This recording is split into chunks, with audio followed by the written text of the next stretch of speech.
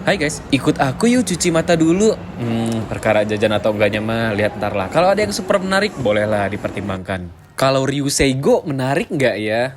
Ya mungkin buat kalian yang belum punya lumayan menarik. Soalnya ini lagi reissue. Tapi yang lebih menarik lagi ini nih, G-Rail. Buset, dari dulu tuh saya pengen punya ini 3 biji nggak kesampaian. Terus seri Astra juga kelihatannya sih lagi reissue ya. Terus ini nih, ada Barbatos Kutan Bandai Merah, rarer nggak? Biasa aja sih, Kutan tuh dari dulu kayaknya nggak terlalu laku deh. Nah ini juga nih, Astaroth Rinascimento, rarer nggak? Ya kebetulan aja sih seri Ibo sebenarnya lagi pada di reissue. Cuma kalau kalian nggak ngelihat ada Barbatos dan Lupus dan lain-lain ya itu mah udah habis aja kali barangnya. Ini kalian inget gak sih dari dulu tuh saya udah pernah ngerekomendasiin kalian Gelguk, terus ada Yagdoga dan Gunpla lain yang saya rekomendasikan lah, tapi nggak saya review. Pertanyaannya adalah apakah kalian sudah jajan rekomendasi itu atau belum? Kebanyakan gak sih rekomendasinya. Tapi buat yang akan menjadi bahasan di video kali ini kayaknya ada urgensi lebih deh sebelum barangnya entar keburu nggak ada ya. Jalan-jalan kali ini lumayan menyenangkan. Sebenarnya saya tuh udah ada urgensi buat jajan segoknya Asuran Zara nih. Tapi seperti yang kemarin saya ceritain, ujung-ujungnya mah udah nggak mood lah ngelihat rate-nya yang segitu sama barangnya ngaret 4 bulan juga. Jujur lebih menarik jagan sih. Ternyata lagi reissue ya. Dan ada 3 biji nih. Ini sangat amat men-trigger penyakit kerocok gila gue kayak apakah sudah saatnya kita membuat sesuatu untuk mendorong Axis biar nggak jatuh ke bumi? Selection 1:100-nya oke banget sih. Terutama ada sebuah MG yang sebenarnya keren tapi kalau dilihat-lihat mah nggak ada mechanical detailnya. Yaitu adalah MG Rizal Defensor Type. Terus lumayan kaget juga masih ada Calamity. Dan Master Grade yang paling saya rekomendasikan adalah Infinite Justice. Terus di sebelahnya juga ada Rick Diaz. Di sebelahnya lagi ini, aduh anjing ganteng banget, ada MG Galguk versi 2. Ya Tuhan, kapan ya? Please give me a chance. Yang udah nonton Jigwax pasti tahu lah ya sekarang nih bisa relate. Di bawah ini ada gambar apa? Ya terus itu tuh ada beatnya Akai Gundam. Mohon maaf sebelumnya ini pertanyaan yang sudah mulai menyebalkan buat saya kayak Bang nggak tertarik sama SD yang bisa digabung 3 biji itu? Pertama coba cari siapa pengonten Gundam pertama di Indonesia yang paling nge-hype dan bahas lengkap tentang SD ini. Kedua let's be real aja. Beli mainan tuh pakai duit ya dan duit tuh nggak gampang dicarinya. Emang kalau saya nggak ngupload konten tentang barang tersebut berarti saya tidak tertarik. Ketiga kalau kalian butuh informasinya cepet, ya tinggal googling aja sih, sedetik juga langsung dapet. Ngomongin cepet-cepetan mah, orang Indo nggak akan bisa cepet, barangnya aja baru masuk 4 bulan kemudian.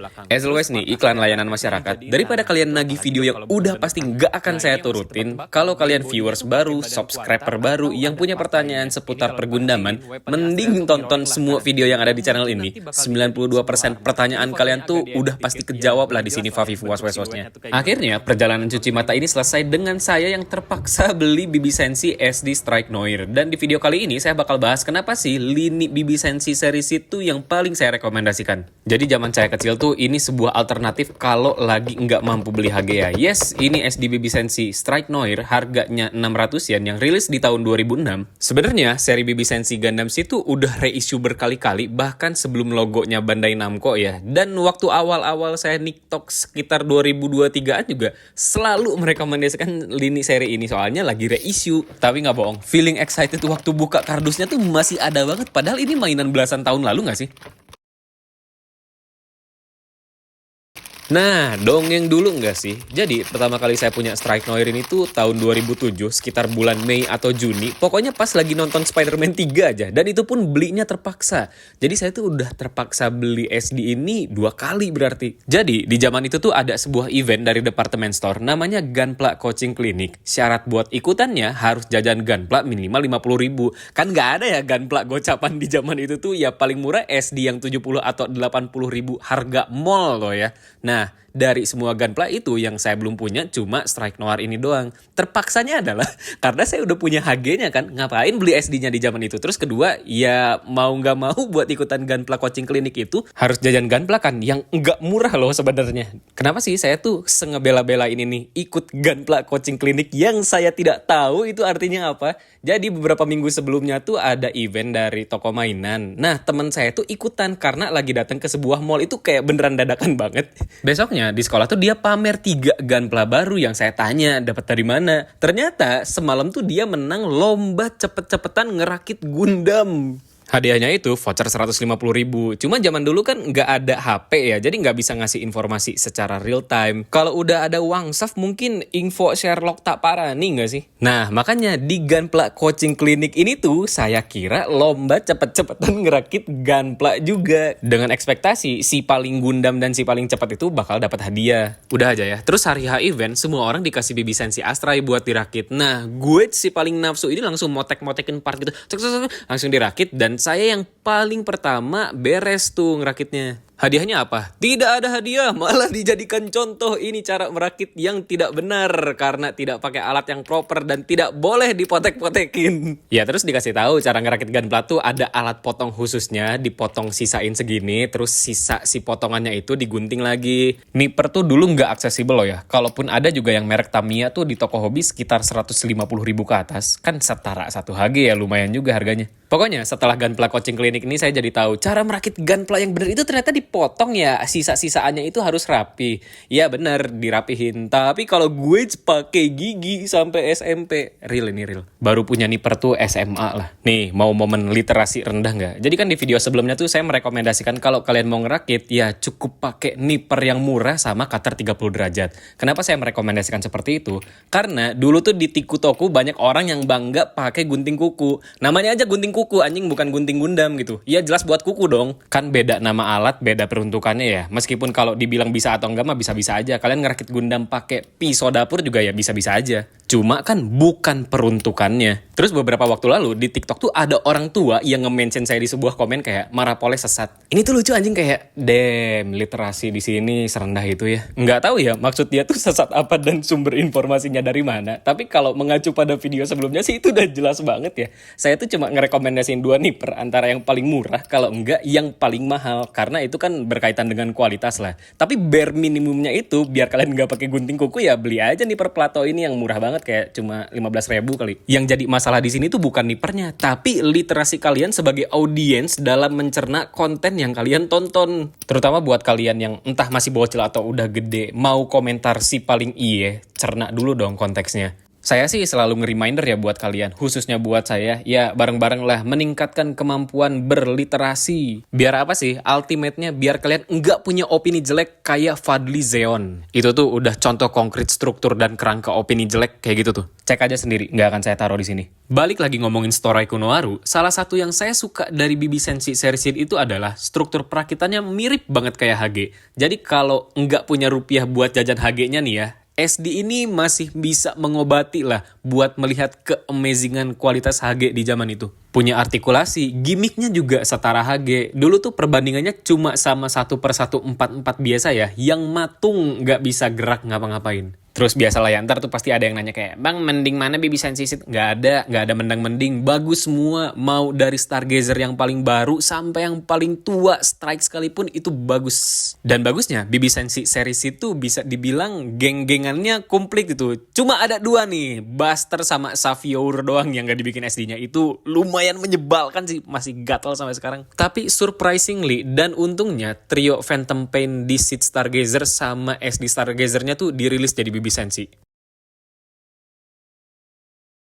Waduh, ini udah belasan tahun saya ngerakit lagi Strike Noir, masih kesimpen banget excitement dan hype-nya. Cir, lihat dong bro, ini siluet dan bentukan itu keren parah. Jadi overall looks-nya SD Strike Noir tuh kayak gini. Bisa dibilang ada peningkatan dari color separation dan part separation-nya dibanding seri BB Sensi sebelum-sebelumnya. Dan ini beberapa poin upgrade yang patut diacungi jempol. Pertama, di bagian betis dan kakinya itu sekarang udah pakai 2 parts. Jadi nggak kopong kayak SD Strike zaman dulu atau BB Sensi sebelum-sebelumnya. Kedua, color dan part separation-nya udah gokil sih. Terutama di bagian torso ini yang ada merah sama warna putih. Di bagian kepalanya juga semua udah hampir kecetak warnanya. Kalau HG-nya kan si Vivin-nya tuh cuma kuning doang. Di SD ini ada putih sama kuning, keren-keren. Karena 2006 tuh awal-awal Bandai nge-improve artikulasi, jadi SD Strike Noir ini juga kecipratan tuh yang bahunya bisa maju banget sampai ke depan. Nih yang saya bilang, kualitas BB Sensi series itu setara HG karena tangannya ya bisa ditekukin kayak gini pakai polycaps. Sedangkan sebelum BB Sensi situ tangannya ya udah nggak bisa gerak kayak gitu. Ini BB Sensi pertama yang punya colokan stand base, dan the more you know, BB Sensi Strike Noir itu jadi bintang iklan pertama buat promosi Action Base 1. Sorry, saya nggak nemu doxernya di Google, tapi saya lihat langsung di zamannya waktu pertama Action Base 1 rilis di tahun 2006.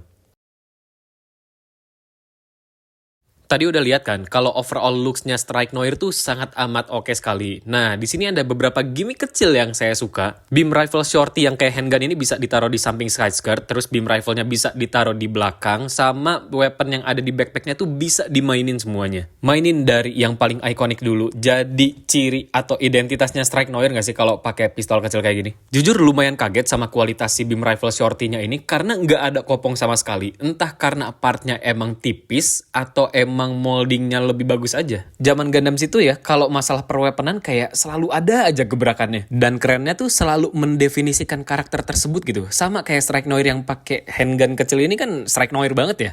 Artikulasi bahu yang bisa maju ke depan tuh nolong banget biar bisa bikin pose yang kayak gini. Dan bahunya jadi runcing ke atas gitu, itu artikulasi yang keren daripada cuma maju mundur belakang doang kan, ini bisa naik. Ikoniknya sih itu kan setiap mobil suit punya ciri khasnya masing-masing. Kayak Strike yang pakai striker weapon, terus Impulse yang bisa gatai jadi core splendor dan lain-lain. Kalau Strike Noir ya jelas beam rifle shorty ini nggak sih? Dengan posenya yang agak cowboy Wild West. Next, beam blade di backpacknya tinggal langsung dicopot kayak gini doang. Lucunya adalah di sini tuh sebenarnya ada efek beamnya, cuma langsung kecetak sama plastik kan, enggak part terpisah. Ya gampang lah, itu mah tinggal dicat doang beres. Lucunya, weapons itu selalu rame banget dan bentuknya nggak simple kayak beam blade ini kan, buset ngambil dari backpack ribet amat. Pokoknya situ yang penting keren aja, dan Strike Noir ini approved keren lah. Nah ini backpacknya bisa jadi semacam flight mode gitu, ini tinggal dimiringin kayak gini. Persis banget kayak HG-nya. Kalau di animenya, Strike Noir tuh punya misi memberantas sebuah camp, terus dari markas ke info lokasi itu tuh dia terbang kayak gitu.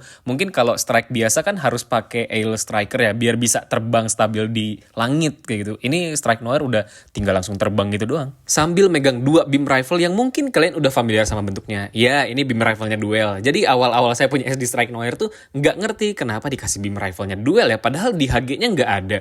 Terus di animenya juga saya nggak terlalu merhatiin kan. Pas rewatch berkali-kali, oh ternyata pas lagi adegan ini terbang dia megang itu tuh. Kalau mau hitung-hitungan mah 600 yen seneng banget lah dikasih rifle-nya duel. Apalagi dulu ini saya pakein ke HG-nya Strike Noir ya, soalnya saya nggak punya duel di zaman itu. Next, railgun yang ada di backpacknya juga bisa dibentuk kayak gini nih, cung gitu. Tapi saya lupa di anime itu dipakai nggak ya? Apa pas lawan Stargazer akhir-akhir? At least ini nggak kopong banget lah bentuknya, masih ada detail tembakannya. Dan kalau ngomongin Miss Color mah ya udahlah ya, ngarap apa dari SD yang harganya 600 yen. Ngomongin Miss Color, nge-repaint atau nge-marker Strike Noir tuh lumayan menyenangkan. Soalnya kalau marker nih ya, kalian cuma butuh utamanya ya warna abu aja. Sebadan-badan kan ini warna abu mekanikal gitu ya. Kalau mau nambah ya kuning, merah, boleh. Atau warna hitam lah, itu tuh kan warna-warna yang umum dipakai buat semua gunpla kan. Jadi nggak perlu sampai nyari warna yang spesifik.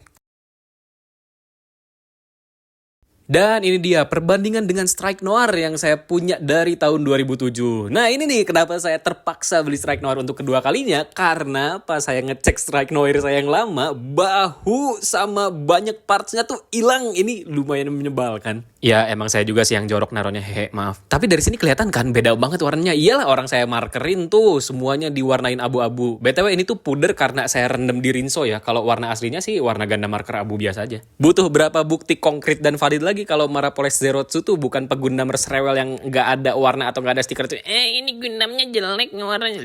Ya udah sih tinggal di marker aja. Even warna hitamnya pun ini saya warnain cuma pakai snowman marker board loh. Ya kalau sekarang kan marker udah aksesibel ya, tinggal beli gak sih? Cuma 20 ribuan harganya. Seru banget sumpah ngewarnain warna abu sampai ke detail mekanikal atau frame-framenya tuh jadi bikin gunpla kalian lebih realistis. Next level daripada cuma ngelining doang. Nih Strike Noirnya udah letoy mampus karena ini dulu setiap hari saya mainin. Dimainin loh ya, as in digerak-gerakin, jadi ya wajar lah ya. Terus waktu saya mau nge-review ini tuh kan menggali gunpla lama, anjing ini nggak ngerti kenapa 2 Blue Duel saya hilang. Saya tuh punya Blue Duel 2 nih. Dulu beli zaman Covid 1 sama satu lagi ya tahun 2007-an juga. Cuma nemu Verde Buster doang nih yang sangat amat keren. Aduh, males banget kalau harus beli Blue Duel lagi. Next, ada SD Stargazer yang udah saya repaint. Jadi kan Strike Noir saya tuh punya 2. Nah, ini nggak tahu nih antara dibikin Final Battle lawan Stargazer atau dibikin Strike E-nya Lucas O'Donnell. Masih nggak tahu tuh. Kalau trio Phantom Pain sih udah nggak bisa diganggu-gugat ya, harus bertiga tuh.